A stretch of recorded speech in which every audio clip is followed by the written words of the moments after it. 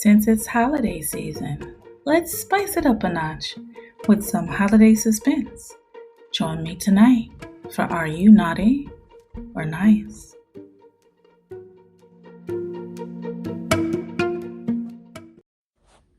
She ran through the woods as fast as she could, but the snow made it hard to breathe. She tried to count her steps before she lost her flip-flops, but when she fell over a log, she knew she had to keep running. And keep running she did.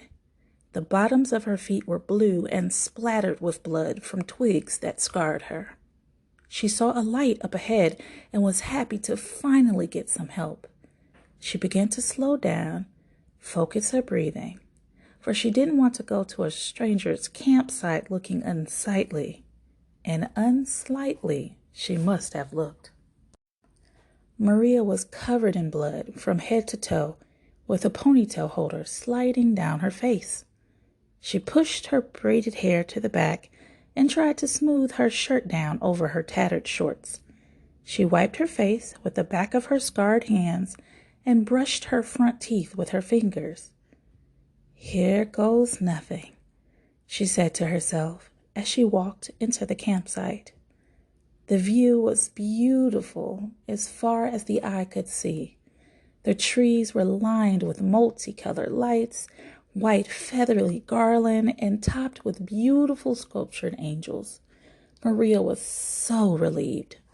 There were benches surrounding a large Christmas tree that was brightly lit. She hugged her arms as she sat on the bench, excited to have found a normal neighborhood. Soon she heard footsteps coming her way. The children stopped to look at her, but smiled and continued to walk. One small girl with pigtails and glasses left the group and came back to where she was seated. The little girl smiled and gave Maria a Christmas card. The card stated, "You are invited." The little girl skipped off with a smile as Maria sat back with glee. At midnight, Maria woke to sounds of footsteps filling the area around the tree. The women and men were walking hand in hand, smiling and singing carols. The sounds of music filled the air as snowflakes fell down to the ground.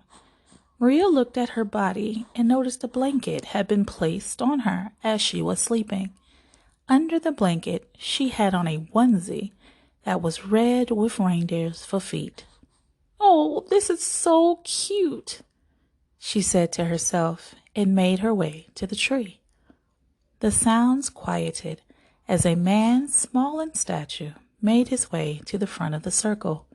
He spoke in a language that Maria did not understand, but she saw the beautiful smile on his face and was immediately put to ease. The man looked to his left and ushered a large framed Santa Claus who held a large bag. The crowd cheered as Santa Claus made his way to the middle of the circle. He spoke in the unfamiliar language that the man used. A man and woman left to come back with timber. Santa Claus stacked the tree limbs and lit them to start a fire. He pulled out his list, as if he was checking it twice, and gave it to the man beside him. He then pulled out presents, large and small, and stacked them on the ground near the fire. Maria began to back up as she felt something more naughty than nice was beginning to happen. Claus picked up one of the gifts, lifted it over his head, said something in his language, and threw the box in the fire. The crowd began to gasp. They turned to the left as if they were looking for someone. Maria looked that way as well as a man who looked in his 40s began to look older. His hair began to get white. His legs began to get frail as he fell to the ground. Some of the people in the crowd cried loudly as Claus began the ritual again. He picked up another gift and threw it in the fire. This time, a woman who looked to be in her 30s began to cry loudly as her hair fell out. She tried to turn back as if to run, but her legs began to wither away. She fell to the ground and began to apologize out loud. "I'm sorry, Santa." She screamed to the top of her lungs until she could no longer scream. She withered away, only to leave a bow that tied her hair together. Maria slowly began to back out of the area, only to see men and women with hands together blocking her path. She looked to her left and her right, but could not find a way away from the crazy camp. She turned to see Claus picking up a gift from his bag. This gift had large letters that she knew all too well. She started to scream, "Santa, I'm sorry, I've been naughty." But Santa raised the present with the words Maria on it and threw it in the fire like the rest. What if you could take a few minutes each day to write about your life or create a story using pre-created prompts to help spark your writing juices?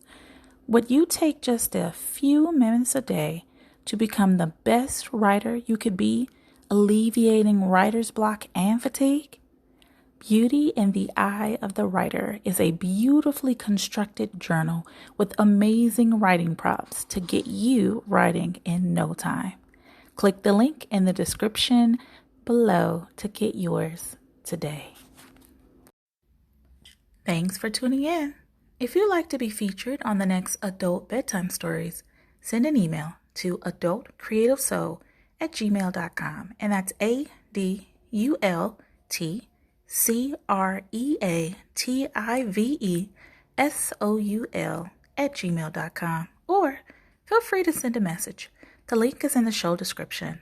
And as always, we are a PG-13 family, so keep it spicy and tantalizing, but always tasteful. Did you know Kamani, aka the Adult Storyteller, is also a fictional author? Check out Shea Butter Rocks on Amazon today. Would you like to support our podcast? Click the link in the show description to go to our Patreon page, Adult Bedtime Stories. And I would like to leave you with a quote to help you begin to write the night away. There are reasons people seek to escape in books, and one of those reasons is that the boundary of what can happen is beyond what we do or would want to see in real life.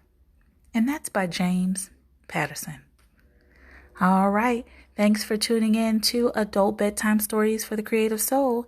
And you've been listening to Are You Naughty or Nice? Good night, Creative Souls.